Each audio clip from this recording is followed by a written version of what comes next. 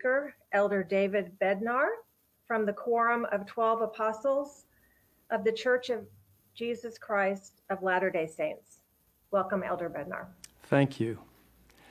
I'm grateful and honored to participate with you in this G20 Interfaith Forum. In the face of widespread and growing confusion about the essential role religion plays in our personal and communal lives, this interfaith gathering is more important now than ever.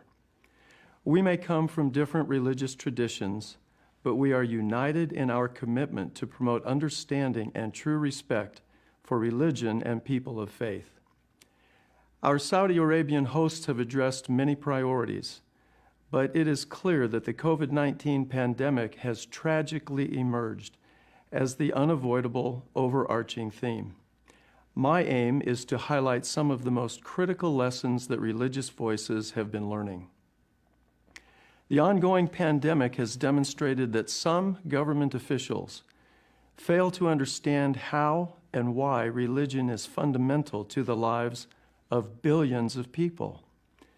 COVID-19 regulations have often distinguished between essential and non-essential activities, and then treated religious activities as non-essential. This completely misconceives how vital religion is to people's lives. Governments obviously have a crucial role to play in protecting people from the coronavirus, and I applaud the sincere efforts of government officials around the world to do so. As with secular activities, religious activities should be carefully limited when truly necessary to keep people safe. No one has a right to spread a dangerous virus. But that is not the end of the matter. How secular officials understand religion and religious people deeply influences how they treat religious institutions and believers in a time of crisis. The deeper and more respectful the understanding, the more legitimate and effective public policy responses can be. Surely, at least part of the crisis of legitimacy in the response to COVID-19 arises from the failure of some policymakers to account properly for the centrality of faith in the lives of believers. For billions of people around the world, religion is the very center of our lives and the core of our identity. Our faith calls upon us to love God above all else. It defines who and what we are, how we understand the meaning of our lives, and how we live each day. It is the source of our strength, consolation, and hope amidst sorrow, travail, and death. Faith traditions are the incubators and shapers of family and community life, creating and sustaining the spiritual ties that link and bind people together. Religion transmits moral and social truths to the next generation. Can anything be more vital? Our faith is more than just important to our dignity as human beings. It is essential. The centrality of faith to human dignity is why international law holds that basic religious freedom is non-derogable. In other words, it cannot be taken away or forfeited, even in times of emergency. To deny such freedom is to deny something fundamental to a believer's soul. Severing people from their religious communities threatens people's spiritual, mental, emotional, and physical health. Experts are documenting the rise in depression, physical and emotional abuse, suicide, and other tragedies during times of social lockdown and isolation. Some have construed calls for sensitivity to religious freedom during the pandemic as cavalier demands to ignore the risks of COVID-19 or to disregard sound public policy. That is not what responsible voices in the faith community seek. By recognizing religious freedom in a time of COVID-19 and by acknowledging the essential place of religion in people's lives, governments and policy experts can win allies in a common struggle against not only health risks, but other serious risks as well.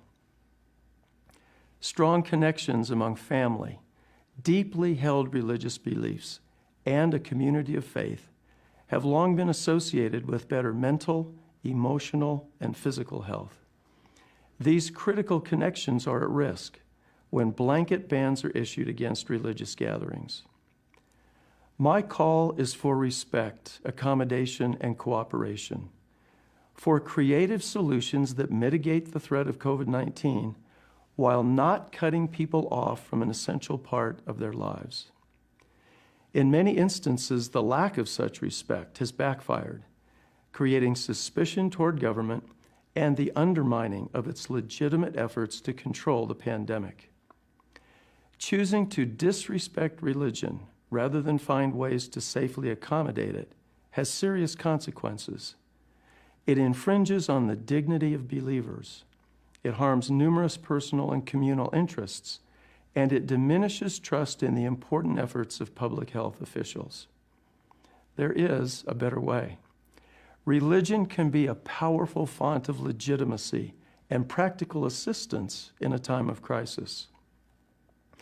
Many religious leaders already have called on their members to make great sacrifices out of deep love and respect for the safety of others. Acknowledging and respecting those sacrifices and seeking for greater cooperation and accommodation is the way forward. Misinformation is a major obstacle in a health crisis. Faith communities can debunk rumors, calm fears, and facilitate accurate information. Many will be fearful of vaccines. Religious leaders can be helpful in the fight against the coronavirus.